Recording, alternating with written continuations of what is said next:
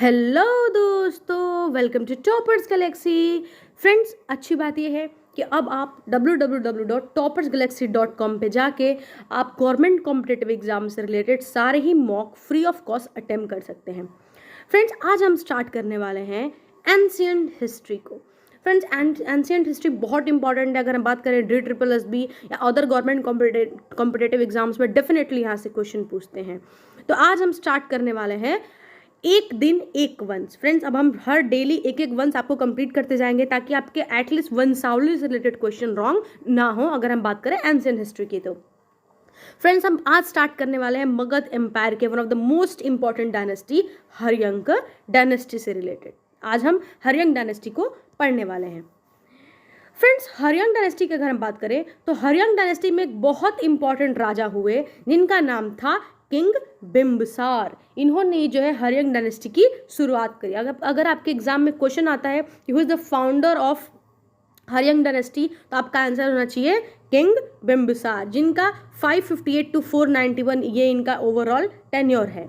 ठीक है फ्रेंड्स, अगर हम बात करें बिम्बिसार की तो बिम्बिसार जो है he was a king of Magadh kingdom, जो कि मैंने आपको बताया। Who is a credited with establishing imperial dominance of the northern, जो आपका इंडियन नदर्न सब कॉन्टिनेंट पे।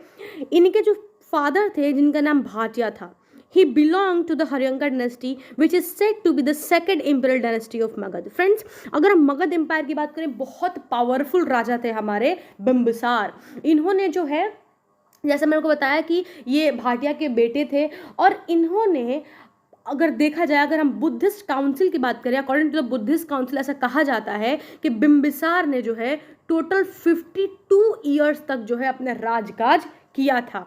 और अगर हम बात करेंगे कैपिटल की, तो आप देखेंगे कि बिम्बिसार ने जो है अपना कैपिटल को रखा था राजगीर के पास में। अगर हम इनके ओवरऑल एम्पायर की बात करें तो आप ओवरऑल एम्पायर देखो, यहाँ पे चंपा से होते हुए वैशाली, श्रावस्ती और यहाँ उज्जैन तक जो है इनकी ओवरऑल ये इनकी बाउंड्रीज है। यहाँ तक इनकी जो राज दरबार की जो डायनेस्टी है वो फैली हुई थी। ठीक है, और इनका कैपिटल उस वक्त राजगीर में हुआ करता था। फ्रेंड्स, ठीक है, ये बहुत इंपॉर्टेंट राजा है जो अगर हम बात करेंगे हर्यंका डायनेस्टी की। तो ठीक है फ्रेंड्स, देखिए Bimbisara was an able military general. Friends, अगर मिलिट्री जनरल की बात करेंगे, बस बहुत ज़्यादा स्ट्रॉन्ग स्टैंडिंग आर्मी थी। ठीक है फ्रेंड्स, क्योंकि आर्मी के बदौलत ही हम जो है एक बहुत बड़ी डायनेस्टी को शुरुआत कर सकते हैं। उस वक्त भी आसान नहीं था एक डायनेस्टी को शुरुआत करना, कि आप एक जो है साम्राज्य को स्थापित कर रहे हो और आपकी आने वाली पीढ़ियां उसको कंटिन्यू कर रही है। That was not a easy task on that time. ठीक है, आज के टाइम पे तो छोड़ी, तो हम तो ऐसा सोच भी नहीं सकते। उस टाइम पे भी बिल्कुल आसान नहीं था। ठीक है, उनके पास बहुत ही अच्छी मिलिट्री जो है स्टैंडिंग आर्मी थी। फ्रेंड्स, कई बार ये भी एग्जाम में क्वेश्चन आता है कि उनकी स्टैंडिंग आर्मी को आप क्या बोलोगे, तो उनके स्टैंडिंग आर्मी को जो है वो सेनिया बोला जाता है। फ्रेंड्स, नोट डाउन कर लीजिएगा, सेनिया बोला जाता है उनके स्टैंडिंग आर्मी को। ठीक है, इसके बाद अगर हम बात करें तो aware of the limitation of the forces he also sought. Friends, ये मैरिज अलायंसेस किया करते थे। मैरिज अलायंस क्या होता है, पहले के टाइम पे हम देखते थे कि कई सारे जो राजा है वो मोर देन वन, मतलब मल्टीपल मैरिजेस करते थे। ठीक है, मल्टीपल मैरिजेस करते थे। What was the reason behind it, क्यों करते थे, कभी आपने सोचा है? ऐसा नहीं है कि हर लोग अपनी भोग विलासिता के जीवन के जीने के लिए ये लोग इस तरीके के मैरिज अलायंसेस करते थे। मैरिज अलायंसेस करने के पीछे बहुत सारे रीजंस है फ्रेंड। मैं आपको बताती हूँ, बिम्बिसार ने अपने लाइफ में टोटल 3 शादियाँ की। ठीक है, बिम्बिसार ने अपनी लाइफ में टोटल 3 शादियाँ की। एक शादी की उन्होंने कोसला देवी से। ठीक है, एक शादी की उन्होंने कोसला देवी से, जो कि थी काशी की रानी थी वो। ठीक है, काशी की रानी थी। दूसरी जो काशी की मतलब बेटी थी जिनकी शादी हो गई थी बिम्बिसार से। ठीक है, जो दूसरी है उनका नाम था चेलाना। ठीक है, चेलाना ये थी आपके पंजाब की बेटी थी, जिनकी शादी हुई बिम्बिसार की। ठीक है, एक लड़की थी जिनका नाम था खेमा। ठीक है, इनकी भी शादी हुई बिम्बिसार से ही। ठीक है, तो बेसिकली इन्होंने 3 लड़कियों से शादी की, 3 राजकुमारियों से शादी की।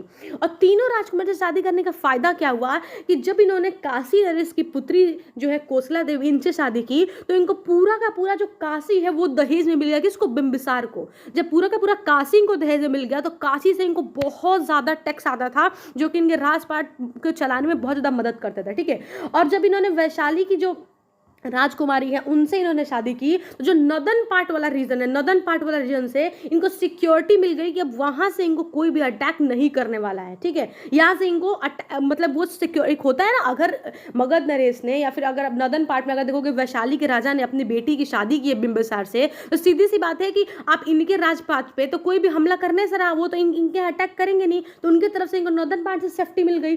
फिर अगर देखोगे पंजाब वाले पार्ट से, तो यहाँ से भी इनको सेफ्टी मिल गई। क्यों? क्योंकि पंजाब की जो बेटी थी खेमा, उनसे भी इन्होंने शादी कर ली थी। तो एक देखा जाए कि ये सिर्फ ऐसा नहीं था, बहुत बार क्या होता है अपने पॉलिटिकल रिलेशन को मेंटेन करने के लिए इस तरह के मैरिज अलायंसेस किए करते थे, ताकि उस किंगडम से ये सेफ फील कर सके खुद को। और जैसे बताया कोसला देवी के तो फादर ने पूरा पूरा काशी ही बिंबिसार को दहेज में दे दिया था, तो वहां से टैक्स रेवेन्यू आता था। तो ये इनके लिए बहुत बार बेनिफिट भी होता था, इनके लिए पर्सनल बेनिफिट होता था इनको इस तरह के मल्टीपल मैरिजेस करना, ठीक है। उसके बाद हम बात करें, इवन जो बिंबिसार था इसने बहुत सारी स्ट्रैटेजी लगाता था ताकि अपने जो नेबर के रिलेशंस हैं उनसे कनेक्शन अच्छा बनाने के लिए।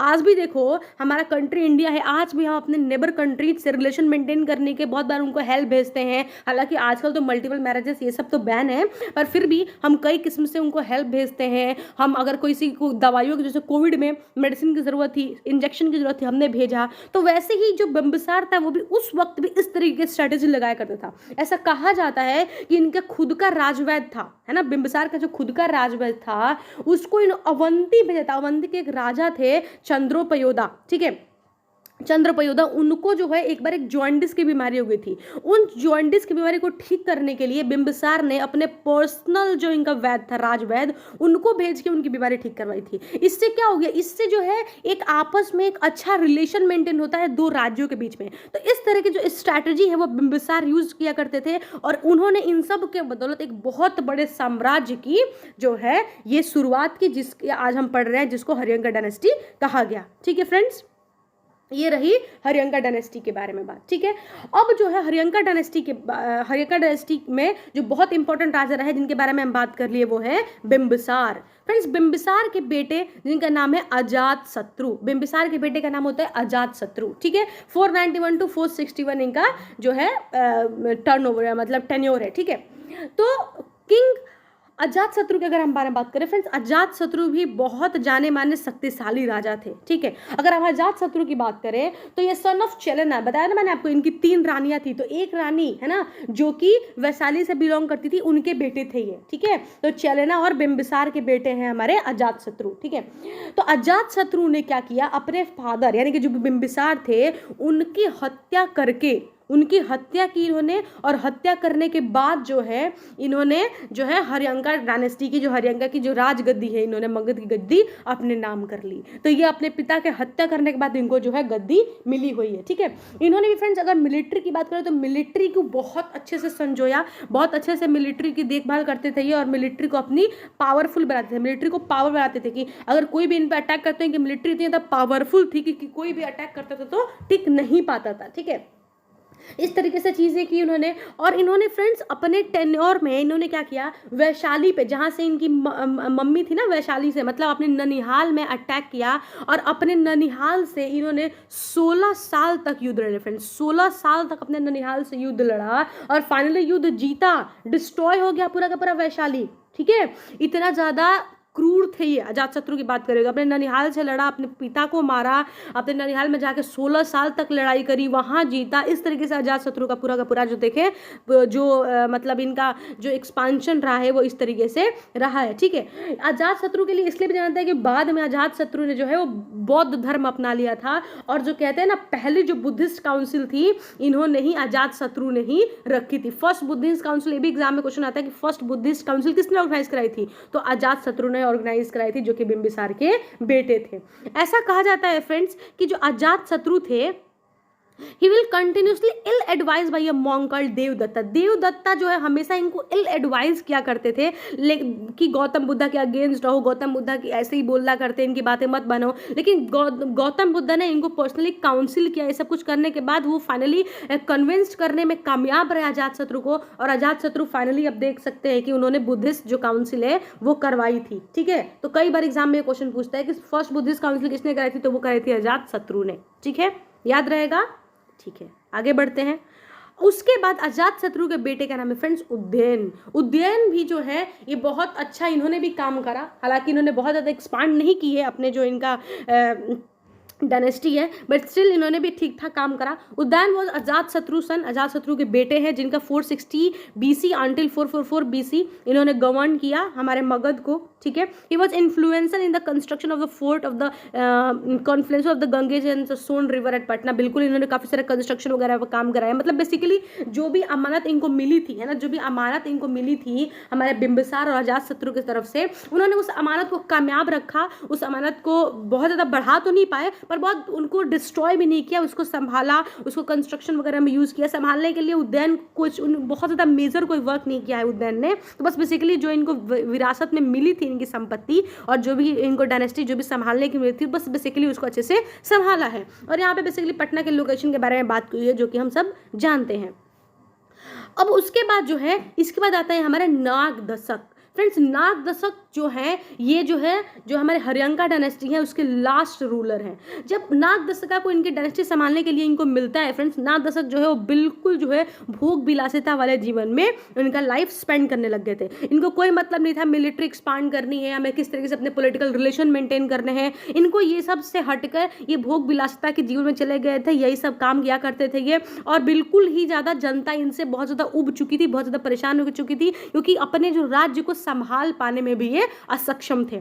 ऐसा ही एक दिन आता है कि इन्हीं के जो है एक जो इनके सोल्जर है ना, इन्हीं के सोल्जर जिसका नाम शिशुनागा है, वही एक दिन इनकी हत्या कर देते हैं और फाइनली शिशुनाग डायनेस्टी यहाँ से शुरुआत हो जाती है। आई होप आपको समझ में आ गया होगा, आई होप आपको समझ में आया होगा जो पूरी की पूरी हमारी डायनेस्टी हमने शुरुआत की है। आई होप आपको क्लियर होगा जो हमारे फर्स्ट डायनेस्टी है जो है हरियंका डायनेस्टी। आई होप आपको सेशन अच्छा लगा होगा। नेक्स्ट वीडियो में हम आपको जो है नेक्स्ट अपनी जो डायनेस्टी है वो शुरुआत करेंगे, ठीक है। तो वीडियो अच्छी लगी होगी तो वीडियो को लाइक कीजिए, चैनल को सब्सक्राइब कीजिए ताकि आप और ज़्यादा नेक्स्ट डायनेस्टी के बारे में जान सके। Thank you so much for watching.